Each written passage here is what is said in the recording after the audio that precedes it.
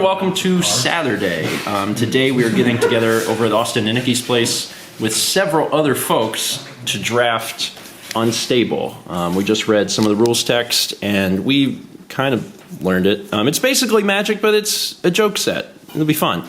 Nikki's here because she lives here. William, Michael, Austin, Anthony, Steven, and you seem to never leave. All right.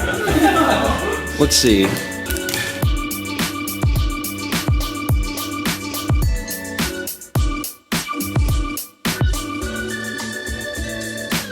Steven played a card that requires him to keep his head on the table, because if he doesn't, he has to sacrifice his creature. It's a little more difficult than you think. A little bit more. Yeah, I'm glad I'm not playing black, so I don't have to do that. The countdown is 1. We now start another game of Magic. Inside of this one? Inside of this game. We each have 1 life. We use our libraries as our decks, so we draw 7 and start a new game. And then whoever wins that game, they take double damage on everything for the rest of the game. Okay. So we're playing our other games on pause until this game. None of that's in here. It's just, we're now here. So I'm gonna play. Bouncing in that's still state-based. And you can still draw, because Okay. that's your new deck, yeah. Turn.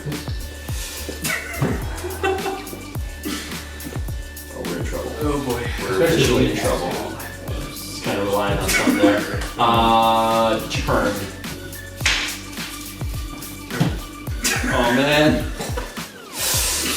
You got it. Oh god. Oh wait, isn't just desserts creatures? Yeah, it's just creatures. You're fine. Throw a punch at space. Throw a 5, yeah. Well, in that case, common iguana. When this enters the battlefield, you may discard a card if you do draw a card. I will discard something else. Never get a chance to play, because we're not going to get that high. How freaking iguanas that I'm going to discard, I'm going to discard the Chivalrous Chevalier in my second discard pile and draw a card. Oh, you didn't want to compliment me? I'm never, if I get up to 5, something has went wrong. Alright, it's your turn. The Sly Spy. Okay. And whenever it deals combat damage to a player, you may destroy a target creature facing to the right in its target, but your iguana is facing left, so you're the player. But they balance each other out. Okay.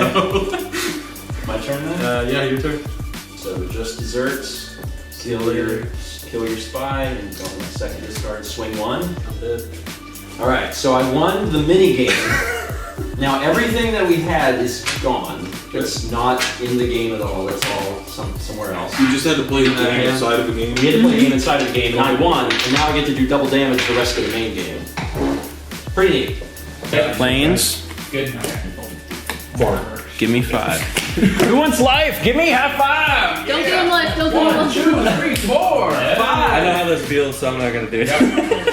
21. No. Alright, everyone who high-fived me gets 1 life. I get 5. I'm at 25. I love that card, and I'm so glad I have 2 of them. Playing a sorcery on your goblin. Destroy target creature. Yeah, but that's my triple strike guy. What about it? I know, but are you sure you want to kill him? Yes, I'm killing your triple strike guy. But he's got 3 heads. I'm Which destroying all of them. Which head do you want to kill? All of them. You really hurt my feelings. 7 hours from when we started, we are back home. And I gotta admit, I actually intended to film a lot more.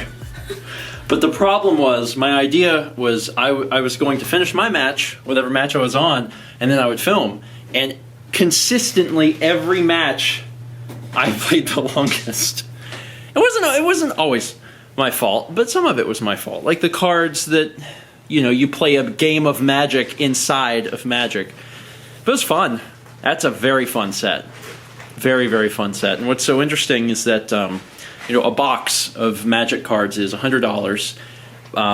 Chaz said that he had bought 2 complete sets of that set for less than the price of a box. Now, a lot of the value of the box is in the land. For those who aren't familiar with Magic, these joke sets have basic land in them. Plains, forests, mountains, swamps, islands. And those basic lands are super beautiful and super unique to these joke sets.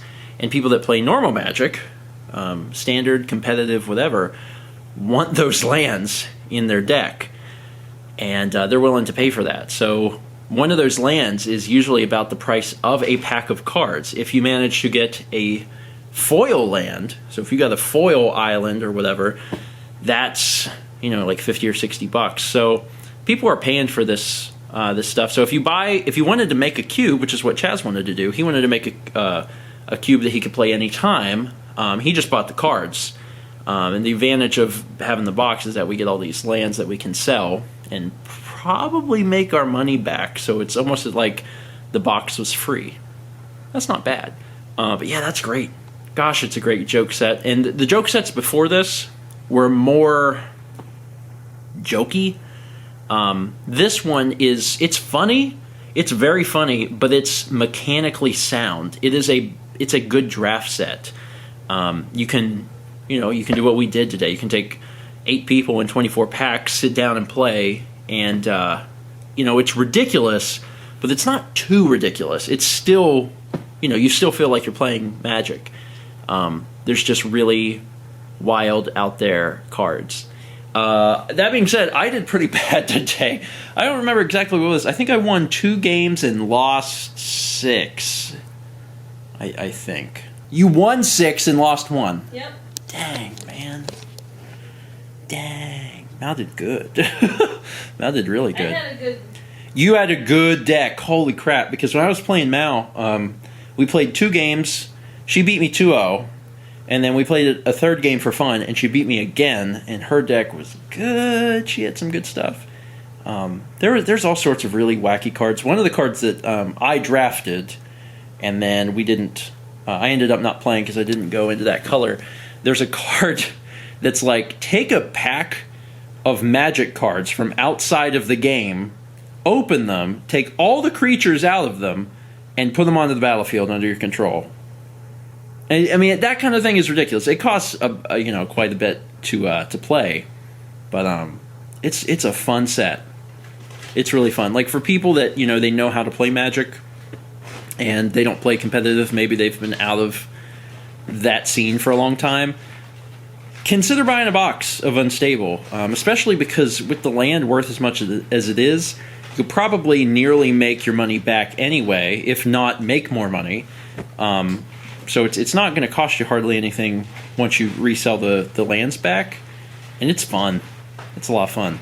Anyway, it is now 9-ish o'clock. We have about an hour or so until we play GTA for Steven and Friends tonight. So I'm going to get on GTA early because I was working on some game type stuff. Tonight we're going to be recording episode 44. And I've had some stuff that's done. I have some stuff in the works. When they did that Transform Race update a while ago, they gave us so much power in the creator mode, because it used to be that there were certain vehicles that were just completely off limits, and now that they have given us access to all these other vehicles, I'm having a lot of fun. Dan said that he made a parkour course because we've never been able to do races on foot. That's never been a thing. Now it's a thing. So yeah, I'm pumped. I'm pumped for what's finally available to us. So I'm going to work on that, and then we'll be recording in about an hour.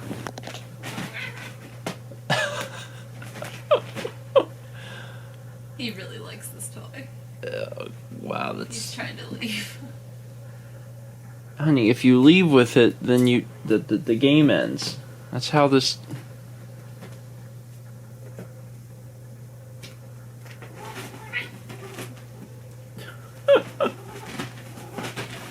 Did you see a wall jump? Yeah. I had just turned on the camera, and then Mal walked in with the cat and the toy. Did he take the toy and run? He took the toy and ran.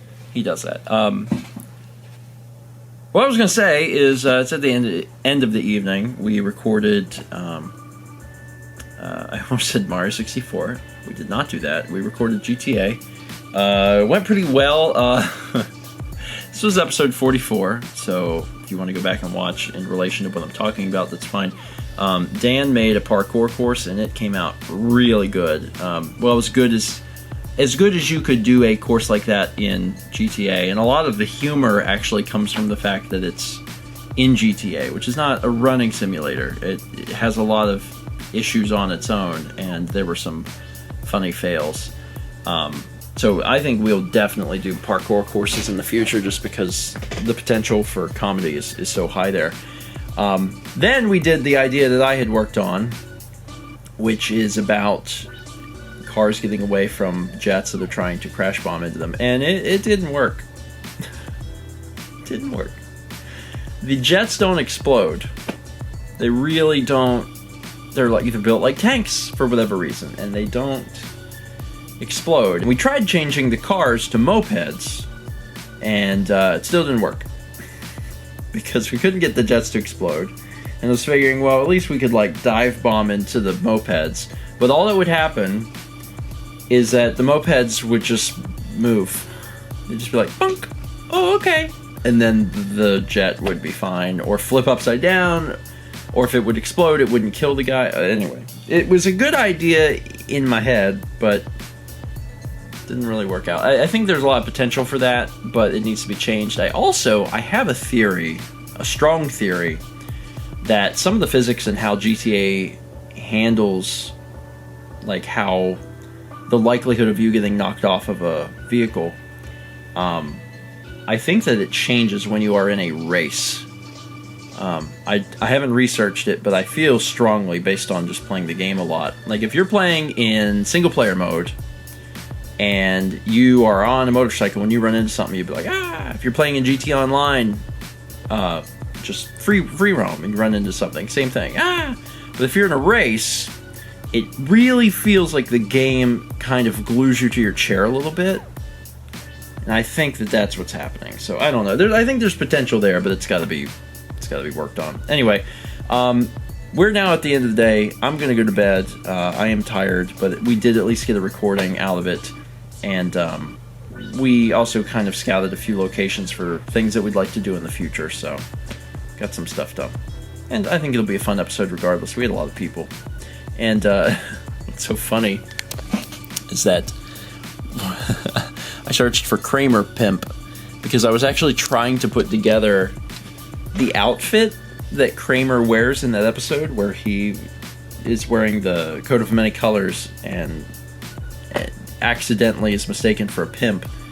And I was trying to put together that outfit, but I couldn't do it. There's not a coat that looks quite like that, but I just looked over and that was the last tab I had open. I was like, oh yeah, that I can explain. Anyway, that's it for today.